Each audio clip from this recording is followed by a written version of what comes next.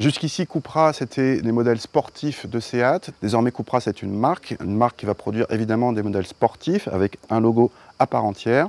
Le premier modèle de Cupra, c'est le Cupra ATK, donc dérivé du SUV compact de Seat. Cet ATK, il utilise un 2 litres turbo essence de 300 chevaux, rien que ça. Évidemment, le châssis et les habillages extérieurs sont à l'avenant. En fait, dans les SUV compacts généralistes, il n'y a pas vraiment de concurrent. Il faut aller chez les premiums, comme l'Evoque avec 290 chevaux, le E-Pace avec 300 chevaux pour avoir des modèles comparables en termes de puissance. Mais en fait, pour aller chercher un SUV aussi typé dynamique, il faudra aller chercher pas moins que le BMW X2 35i, annoncé prochainement, lui aussi avec 300 chevaux. On reconnaît facilement l'intérieur du Seat ATK, même si le logo sur le volant est différent. Le combiné d'instruments digital est nouveau, mais également présent sur le Seat ATK depuis début 2018. Les sièges sont spécifiques, ainsi que les surpiqûres de couleur cuivre qui rappellent le logo.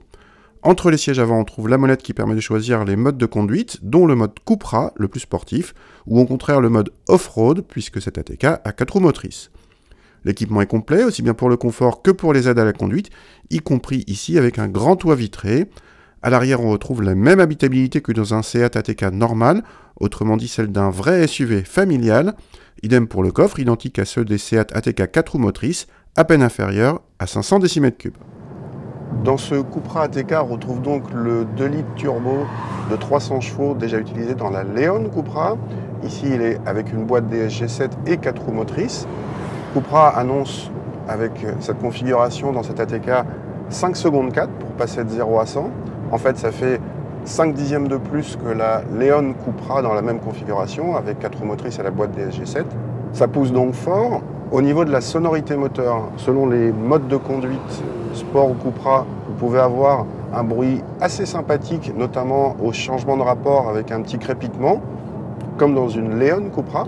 Et à l'inverse, si vous mettez en mode confort ou si vous êtes doux sur l'accélérateur, ça fait quelque chose d'assez discret. D'ailleurs, c'est un des traits de cette voiture. C'est pas une voiture radicale, comme la Leon Cupra. C'est un compromis sportif certes, mais qui sait rester tout à fait praticable au quotidien. Si vous mettez en mode sport ou Cupra avec l'amortissement piloté, ça devient logiquement plus dynamique. Ça devient très dynamique. Pour un SUV, c'est vraiment remarquable. La voiture prend quasiment pas de roulis, il enchaîne les virages avec une facilité assez étonnante vu la taille de l'engin, vu la hauteur de l'engin. Mais c'est pas radical, comme la Leon Cupra. Donc ça donne un engin à tout faire qui peut être familial et sportif aussi. Quelque chose de bon à tout faire. Ça sent bon la chronique d'un succès annoncé. Concernant le budget, nous n'avons encore ni les tarifs ni les chiffres de consommation, mais en tout état de cause, cet ATK Cupra consommera plus que la Seat Leon Cupra et devrait dépasser les 4 000 € de malus écologique.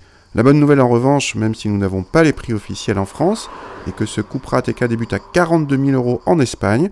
Si le prix est voisin en France, il sera sans concurrence dans cette catégorie des SUV compacts sportifs où le seul rival direct, le X2 35i, devrait être beaucoup plus cher.